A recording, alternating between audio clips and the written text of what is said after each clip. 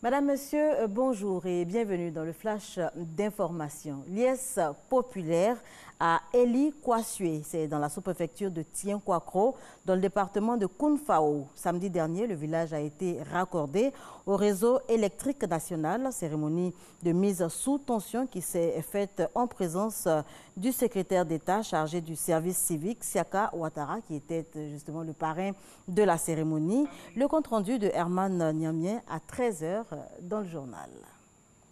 Le village de Nigbelika, également sorti de l'obscurité, cérémonie de mise sous tension dimanche dernier, en présence d'autorités administratives, politiques, traditionnelles et toutes ces autorités aux côtés donc des populations heureuses d'être désormais à la lumière. Électrification de Nigbelika a coûté environ 100 millions de francs CFA à l'État, c'est ce que nous rapporte Annie Sissoko.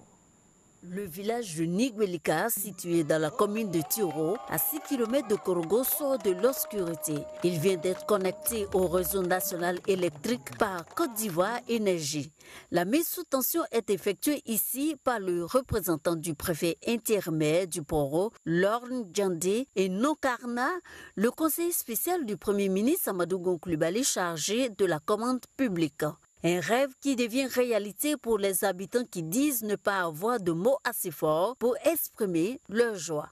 Il y a pareil moment, on ne peut même pas prendre, même ne serait-ce un bic à terre. Aujourd'hui, nous sommes plus que heureux. Même une aiguille, en fait, ça peut se ramasser. Merci au président de la République. Le fait d'avoir le courant va nous apporter le développement. Ça veut dire quoi?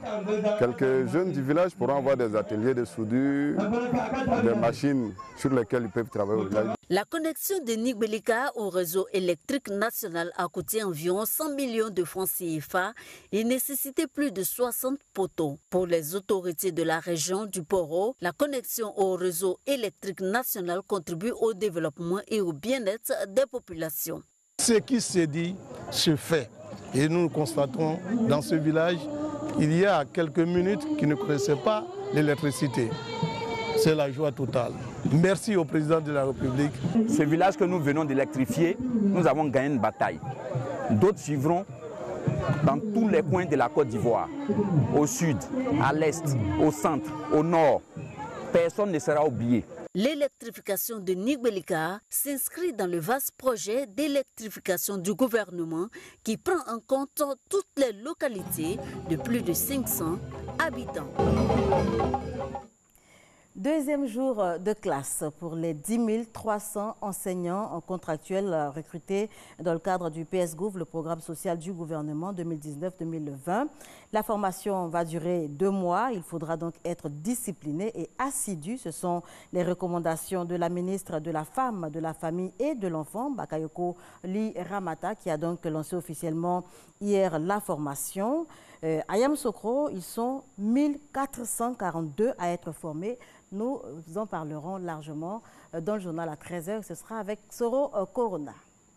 On poursuit en images hors de chez nous. Les forces armées burkinabées ont été hier la cible d'une attaque de groupes armés terroristes. L'attaque s'est déroulée aux environs de 5 h du matin. Une attaque d'envergure selon l'état-major général des armées burkinabées. Plus d'une dizaine de militaires tués. Les dirigeants séparatistes anglophones au Cameroun, Julius Ayuk Tabé, le dirigeant séparatiste donc, et 9 de ses partisans ont été condamnés à la perpétuité ce mardi 20 août au matin par le tribunal militaire de Yaoundé. Les 10 accusés, dont Ayuk Tabé, ont été condamnés à la prison à vie pour terrorisme et sécession notamment. On termine avec l'Italie. Comment l'Italie va-t-elle sortir de la crise politique provoquée début août par le ministre de l'Intérieur, fort des sondages donnant la ligue de son parti extrême droite en tête des intentions de vote? Matteo Salvini a rompu son alliance avec le mouvement 5 étoiles et réclamé des élections anticipées. Eh bien, le chef du gouvernement s'exprime ce mardi 20 août devant le Sénat. On se retrouve donc à 13h pour le journal.